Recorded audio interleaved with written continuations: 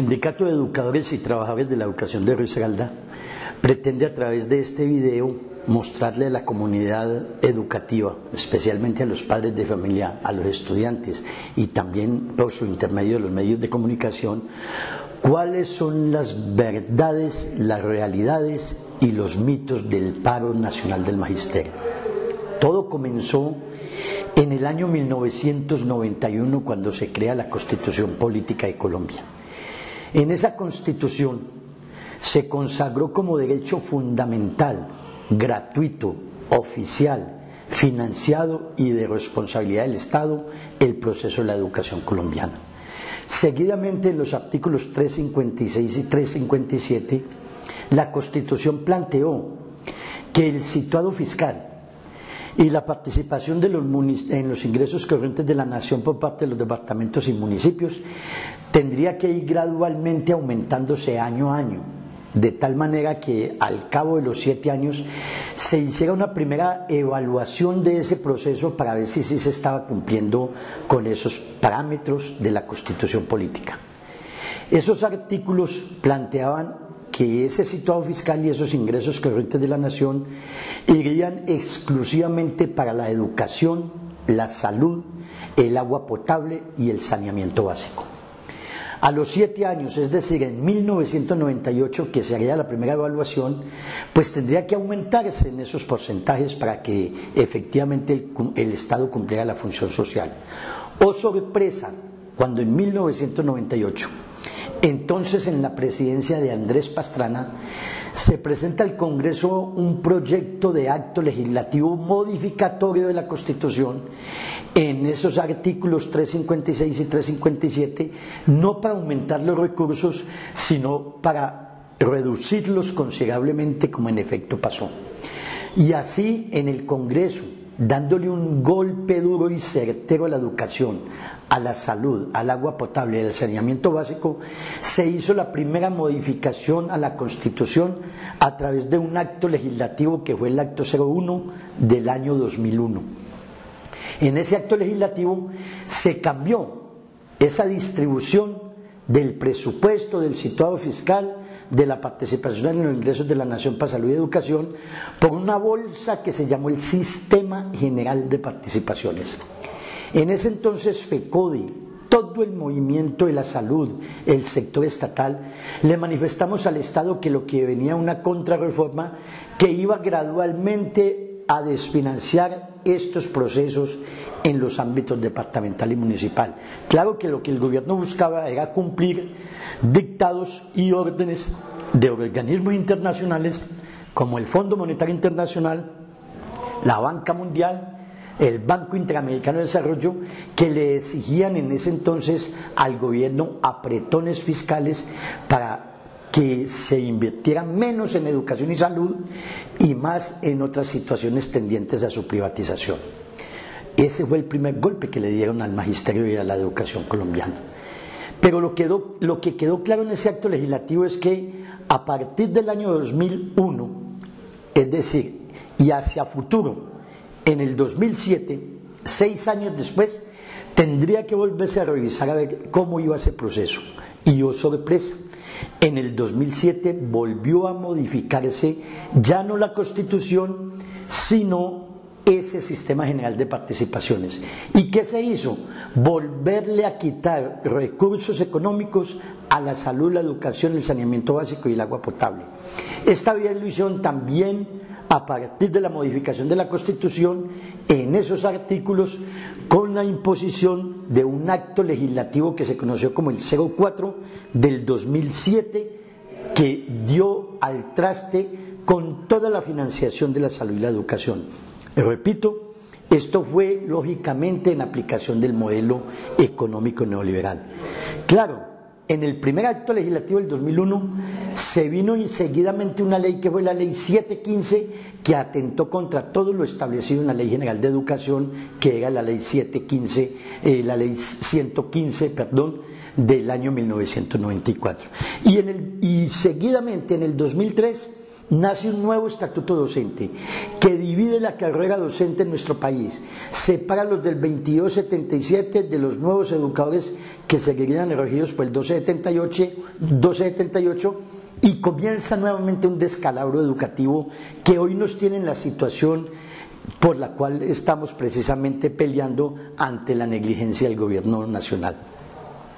Lógico, esos amagos, esas modificaciones, esas propuestas del gobierno no se han hecho esperar y FECODE ha venido impulsando desde la lucha sindical y social la necesidad de que la salud y la educación tengan un tratamiento distinto en lo que tiene que ver con la financiación por parte del Estado como una obligación que debe cumplir para que se pacte, para que se desarrolle aquello del Estado Social de Derecho. Hoy, 27 años después, tenemos que manifestar que todas las modificaciones que ha sufrido la Constitución van en detrimento de la financiación de la educación. Y qué preocupante situación cuando acudimos al gobierno a través de un pliego de peticiones que presentamos en el mes de febrero para que le diera salida a esta problemática, lo que inmediatamente nos responde es que no existe recursos económicos para satisfacer la financiación de la educación, no el aumento salarial, no las primas especiales, no las bonificaciones por prestación de servicios, no el aumento salarial, sino los recursos suficientes que necesita la educación para que sea gratuita, de calidad y oficialmente prestada por el Estado. Lamentablemente, el gobierno no hizo eco, no oyó, no puso en práctica lo que plantea el convenio internacional, la Constitución, el Código Sustantivo del Trabajo, el mismo decreto ley 160 que establece que presentado un pliego por el sector estatal, el gobierno tiene que sentarse a negociar, sino que ahora se niega bajo esa premisa de que no hay recursos económicos para hacerlo. Nosotros, ¿qué decimos desde el gremio? Esta pelea tiene que ser unificada. Padres de familia, estudiantes, comunidad docente, opinión pública, porque está en juego la oficialidad de la educación y sobre todo porque nos llevan a pasos agigantados hacia una privatización que hará que la educación sea un privilegio, y la educación nunca podrá ser un privilegio, es un derecho. Pero como lo hacen un privilegio, lo convierten en una mercancía, entonces puede ser prestado por cualquier entidad, en este caso el sector privado, que es lo que pretende el gobierno y los grandes conglomerados económicos en nuestro país. Es decir, quitar una responsabilidad del Estado y asumirla a ellos para que finalmente se eduque el que tenga con qué costearla. El que no tenga con qué pagarla, pues sencillamente sus hijos no gozarán de ese beneficio de la educación. Pero el problema va más allá. En el 2015, con ocasión de un pliego de peticiones también presentado en ese momento por FECODE al gobierno y que se negociara hacia el día 7 de mayo del 2015, se pactaron unos acuerdos que quedaron plasmados en un acta definitiva.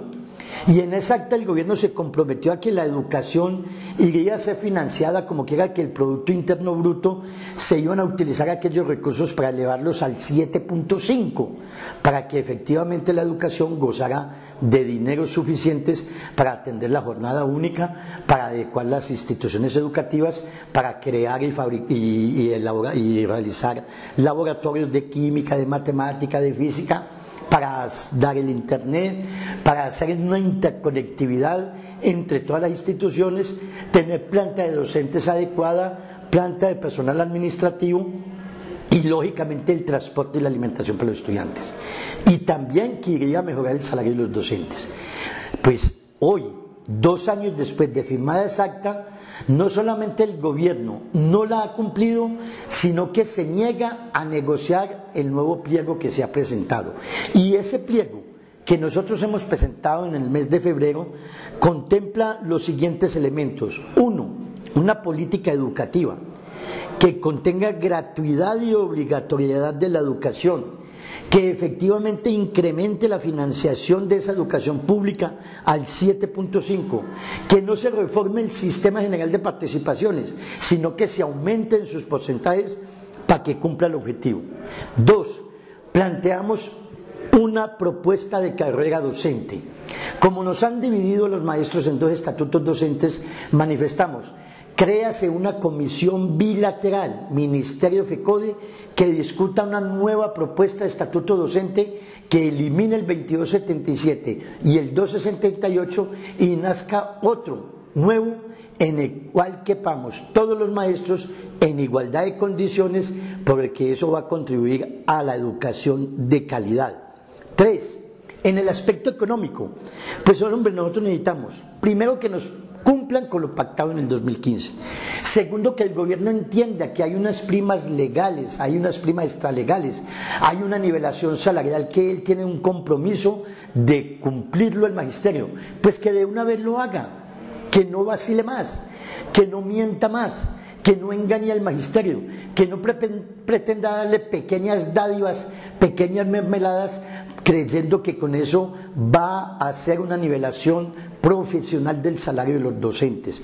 En la salud, crítico el problema.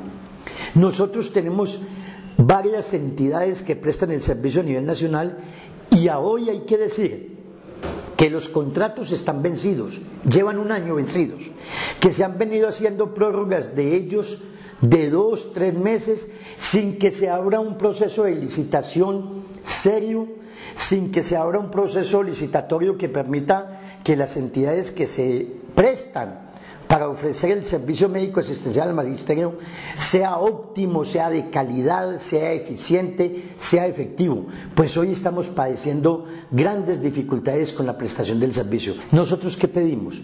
Que se haga una licitación ya, que se contrate con la mejor entidad que vaya a prestar el servicio médico asistencial al magisterio y su núcleo familiar, en el entendido que ese servicio tiene que ser de calidad, oportuno y con efectividad, no lo que nos están prestando hoy cuando estamos asistiendo a un descalabro total de la salud de los educadores. 5. Lo prestacional. Hombre, nosotros somos trabajadores, nosotros somos profesionales de la educación, nosotros necesitamos que aquello que conquistamos, como el Fondo Nacional de Prestaciones, sea financiado por el Estado. Porque el Estado tiene una deuda de 27 años con el fondo, como quiera que no ha pagado esa deuda que contrajo por concepto de las acreencias que traían los departamentos y municipios con los educadores y que el Estado la asumió. Pague, señor presidente, páguele ya el fondo para que él pueda subsistir y pueda prestarnos todos los derechos de tipo prestacional. Y lógicamente en el último punto pedimos bienestar laboral, bienestar físico, bienestar cultural para el magisterio y financiación de proyectos de formación en educación para los docentes. Y terminamos con las garantías. Nosotros tenemos un derecho a los permisos sindicales, tenemos derecho a asambleas municipales, departamentales, a asambleas generales, es decir, a eventos donde discutimos la problemática educativa, la problemática laboral y salarial. Estamos pidiendo eso. Creo que este pliego, si ustedes padres lo confrontan con el que se presentó en el 2015, casi que es el mismo. Es decir, este gobierno no cumple y lo más preocupante es que al Estado colombiano hay que hacerle un paro para reclamar una prestación, hay que hacerle un paro para presentar un pliego, hay que hacer otro paro para negociar el pliego y luego hay que hacer otro paro para que lo cumpla. No, que se acabe esta situación, que el gobierno responda por sus obligaciones, porque para eso pagamos. Y ojo, el gobierno ha dicho que tiene una crisis fiscal, pues la crisis no la generamos nosotros los maestros, no la generó la comunidad educativa. Y también tengamos en cuenta esto, por la terminación del conflicto el gobierno se está ahorrando 28 billones de pesos. Eso es un platal, pero además hizo una reforma tributaria que gravó con más impuestos a la clase trabajadora, a los sectores de clase media y baja en el país, que somos los que pagamos impuestos, porque los grandes conglomerados, las grandes transnacionales, los grandes capitalistas no pagan impuestos. Y 3, aumentó el IVA del 16 al 19. ¿Cómo nos viene a decir ahora, utilizando los medios de comunicación que actúan a su favor, que hay una crisis fiscal, que tiene que hacerse un apretón y que no puede satisfacer las necesidades del magisterio? Gobierno, señores padres de familia, nosotros no estamos pidiendo que el gobierno satisfaga nuestras intenciones salariales y de nivelación profesional y pago de primas y salarios. Nosotros estamos pidiendo que el Producto Interno Bruto del país para educación pase al 7.5, que aumente para que la educación en Colombia sea gratuita, sea oficial, sea de calidad, para que sus hijos y nuestros hijos, que son los que van a la escuela pública, al colegio público y a la universidad pública, se pueda mantener. No olvidemos que en la década del 90, con la Ley 100, acabaron los hospitales. Hoy, con el Acto Legislativo 01 del 2001, con el Acto Legislativo 04 del 2007, con la Ley 715, con la existencia de tantos estatutos docentes para el magisterio, con la nueva modificación al sistema general de participaciones, van a acabar con la educación como un derecho para el pueblo. Ustedes tienen la palabra, acompáñenos en esta lucha. Mi lucha es su lucha, y su lucha va en bien de sus hijos, y sus hijos son el futuro del país. Mil gracias por la atención.